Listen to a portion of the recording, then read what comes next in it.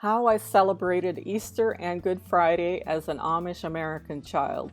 Brought to you by Tora Bontrager, the Amish Insider on Amish culture. Easter was the only time of year that I was allowed to have shredded wheat.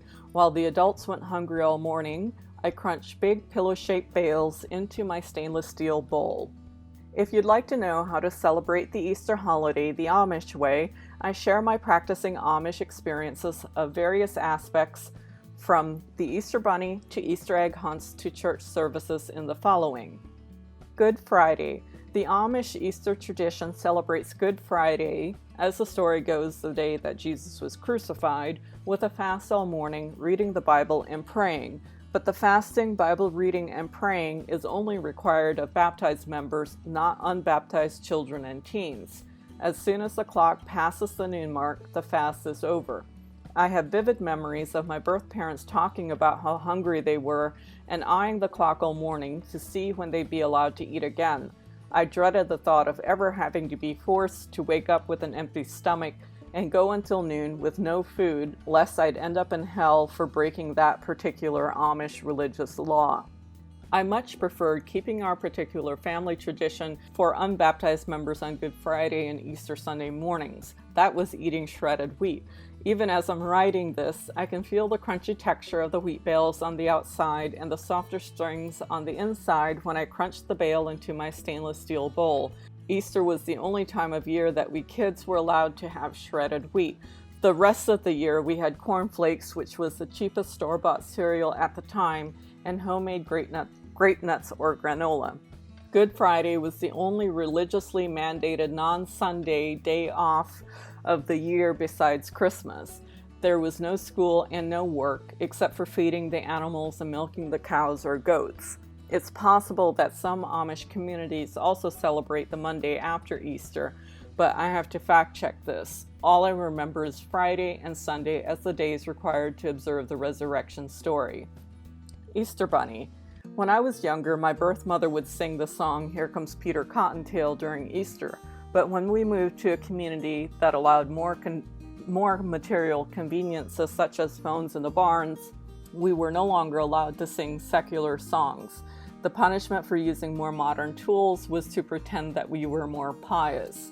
Now that I'm not a practicing Amish, nor practicing any religion, and have learned that most of Christianity is stolen from non-Christian ancient traditions, I love reclaiming this childhood song that brought me joy as a kid. Easter eggs. Some Amish allow their children to dye Easter eggs and have Easter egg hunts at home and at school. Some communities also allow school children to color pictures of secular Easter images and hang them up in the schoolhouse for decoration. But other Amish communities forbid all non-religious pictures and activities. Dyeing eggs and taking turns to hide and hunt for them in the yard with my siblings and friends was one of my favorite activities of the year. Easter basket. Almost every year, one of our non-Amish neighbors would stop by with an Easter egg basket filled with goodies for us kids. If we got lucky, more than one non-Amish person gave us a gift basket. I adored those baskets. They were so pretty and English. My parents never bought such baskets for us children, so we'd have to take turns using the special one for our egg hunts. Whoever didn't have the pretty Easter one used a sand bucket or ice cream pail. Easter chicks.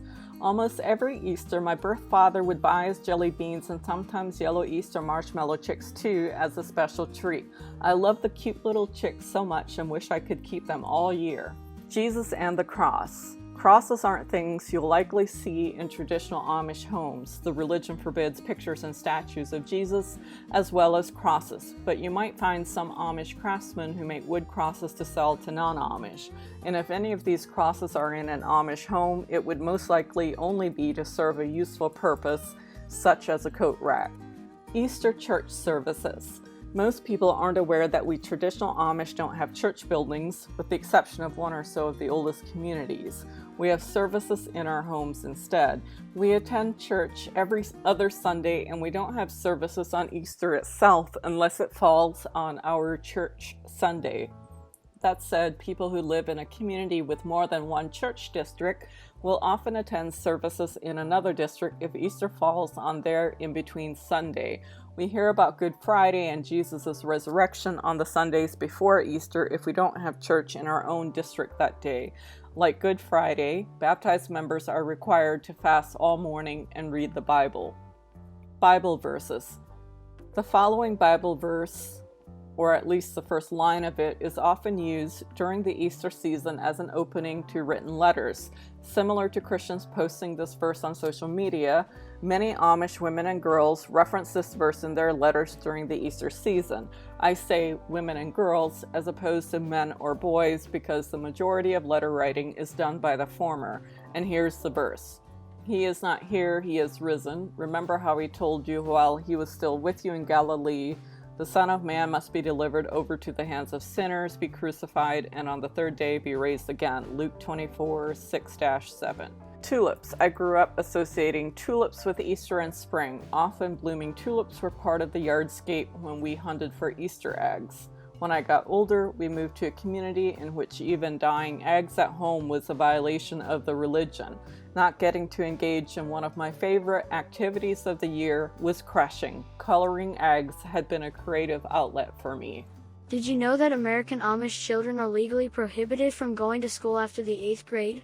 For more like this, go to www.torabontrager.com/courses to learn everything you need to know about the Amish.